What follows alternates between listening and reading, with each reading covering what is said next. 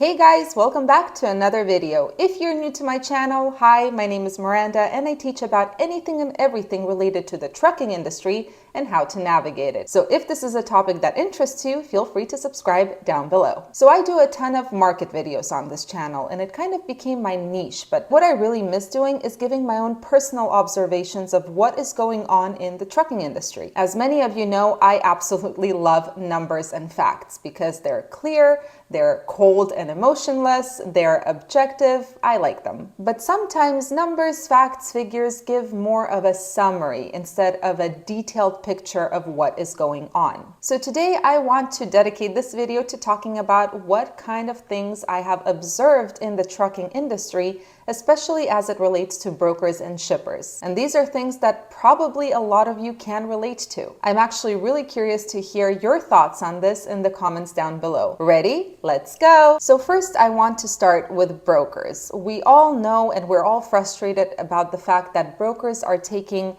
more than they should off the top of each load. I actually believe I caught several brokers, incompetent ones, giving me the shipper's rate rather than the broker's rate to the carrier. Now, I'm not 100% sure about this. It might have been a typo, but this keeps happening. So I have a feeling that sometimes when brokers are in a rush, when they name the rate on the load you're inquiring about, they sometimes give the rate they're actually getting from the shipper. So let me give you an example. On November 8th, one of our guys was in Jacksonville, Florida, and there was a load posted by a pretty reputable broker. We have worked with them before, but there was no rate posted. It was from Jacksonville to Chicago, Illinois. So when the dispatcher reached out to this broker to inquire about the load, this is what the broker replied. Were we excited about this? Absolutely not, because right away we realized that this either has to be a typo or the broker mistakenly gave us the rate that the shipper is offering to the broker. Of course, just to make sure, the dispatcher asked to confirm the rate, and no surprise there, the broker disappeared and stopped answering all emails. But the funny thing is, once we asked about the rate, he reposted that load on the load board with $1,200 attached to the load. Now, if I am assuming correctly that he accidentally gave us the shipper's rate and he was getting $4,000 from the shipper, that means he was trying to pocket almost 69% of the load, which is absolutely unacceptable. Now I'm attaching one more screenshot this time. This is a completely different guy. We were in the process of talking about this load with him. Then he proceeds to say that he can pay $2,400 on this load. We agree to it and he disappears. And once he disappears, he reposts that same load for $1,500 on the load board. Now, the funny thing is we reached out to him a couple more times and he completely ignored us. Now, I wish I had the load board postings for you guys to show you how much these loads were reposted for on the load board, but I never thought I was going to make this video, so I didn't take any screenshots. So what does this tell me? Well, it tells me one of two things. Either brokers are completely ridiculous in the amount of money they're trying to pocket, which is probably the case, or they're becoming completely incompetent and making typos everywhere. Most likely it's both, but the thing we have to remember is because of the boom in 2021, it's not just carriers who entered the market, it's also brokers. So there are a ton of newbies out there. I actually had a situation a few weeks ago where I was talking to what I believe to be a newbie broker, and she told me that she cannot work with us because our phone number is associated with over 1,000 other carriers. So obviously, me being the curious cat that I am, I asked her what phone number is she referring to? And she proceeded to give me the phone number of the company that helped us open our company over 3 years ago. I don't know where the heck she even got that number because nowhere, not on Safer, not on the form MCS 150, is that number associated with our company. Whatever the case may be, I do not deal well with outright stupidity. I explained to her that the number she's referring to is a company, a very well-known company that helps people get their authority. And while she was trying to figure out her butt from the ground, I hung up the phone because I cannot deal with this kind of ridiculousness. I mean, how ridiculous do you have to be to think that one phone number can be associated with 1,000 others? I mean, You have to use logic a little bit here, no? Another thing I noticed about brokers is that there is currently a ton of double brokering going on. Now, I actually started to notice a pattern with these guys. So if you're on the DAT load board, you will often see a broker who has an excellent credit score, an excellent days to pay. There is no check mark next to factoring, which means that factoring companies do not work with this broker. And if you click on the broker's name, the reviews are pretty much 5-star reviews. Now, in order to explain this better, let me show you an example on the load board. Let me show you the example of the type of broker I'm talking about. Now, these brokers were not there in 2020, in 2021, but they popped up in 2022. So the interesting part about these brokers is I have worked with a couple of them. They pay on time, everything is fine, and then I realized that they do double broker, and I will tell you how I realized that. So I put in Dunn, North Carolina, and if you look, the first broker right here, everything looks fine. They have a good credit score, they have a good days to pay, they do not factor their load. So that is my first clue. That is the pattern that I am noticing. But the funniest thing is, if you look at any other broker, you will see that the reviews are usually pretty bad, right? Let's take a look at another, Keystone Logistics. The reviews will be, oh, this one doesn't click, Pepsi. The reviews are pretty bad. Now, if you click on one of these guys, the reviews are going to be amazing. But the funniest thing is if you click on their MC and look at their profile, you will see that they popped up very recently, yet they already have an excellent credit score, which takes a very long time to build. So if you look down here, you will see that they have not been building their credit score for long. I don't know how they do it, but whatever the case may be, they do pay on time. This is one thing I want you to realize. But let me show you an example of a rate con. I know this rate con looks very funny, but I do have to legally, I cannot show all of this information. But what I want to show you is how I figured out that this is a double broker.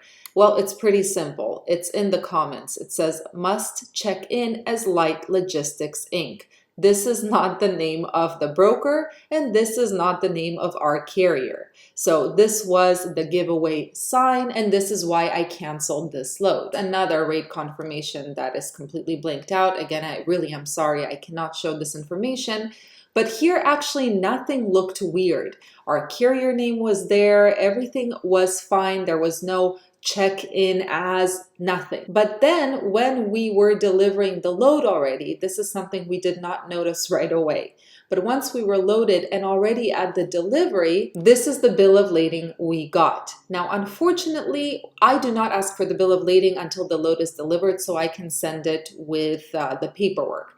But once I received this bill of lading, right away I saw that this was a double broker. And this broker actually bought the load from Uber Freight. Here, look right here. Carrier is Uber Freight. This is not the broker we were working with. And of course, we are not Uber Freight.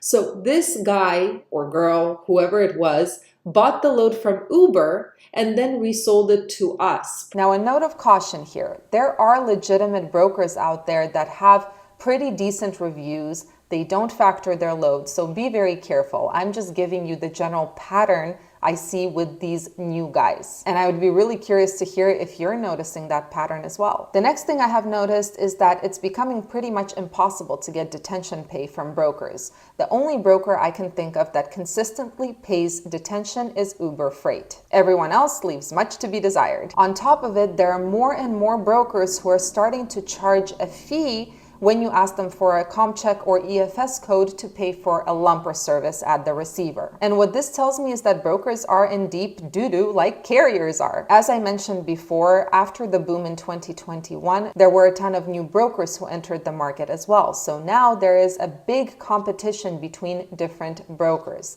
Now, to top it off, there is not as much freight to move. In other words, brokerage companies are actually not making as much as they did in 2021.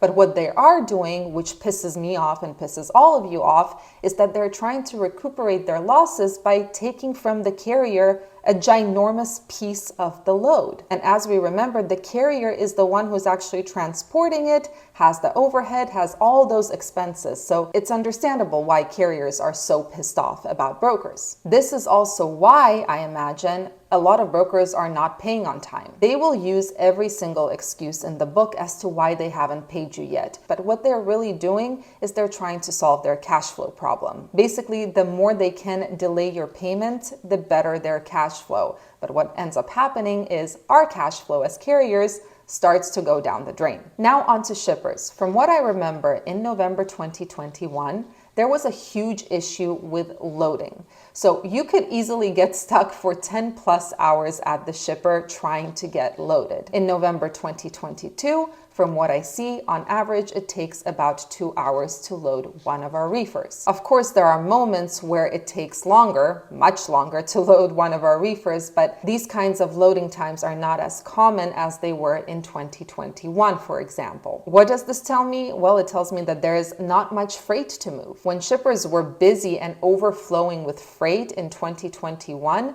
it took them a year plus a day to load a single truck. Today, not much freight, not much to load, so everything is a little bit quicker. Finally, there is no sense of urgency anymore in this current market, and I'm sure you guys understand what I'm talking about. In 2021, the common phrase I heard from brokers, especially during this time of year, is I really need a strong solo because this has to be delivered tomorrow or in 2 days, whatnot. Today, the term strong solo pretty much doesn't exist. I do not feel a sense of urgency from brokers or shippers, and what this tells me is that the peak season will be pretty weak. Now, that being said, for a flatbed, there is pretty much always a sense of urgency. As many of you guys know, we just started working with a flatbed this month, and what I'm realizing is that both shippers and brokers want freight delivered as soon as possible. And receivers are always happy to see that truck pulling into their yard. It's very interesting because I would assume that a reefer, which transports food and medicine,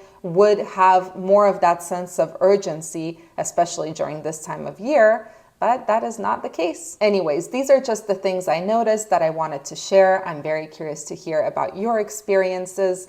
But something that I have realized that is really pissing me off is that not only is the market weak right now and it's down in the dumps, it's also extremely disorganized. I really hope it starts getting better sooner rather than later because this kind of disorganization I do not deal well with. Anyway, guys, I'm wishing each and every one of you an incredible holiday. For those of you who are currently on the road working through the holiday, thank you so much for everything you do. We would be nowhere without you guys. I'll see you all in the next video.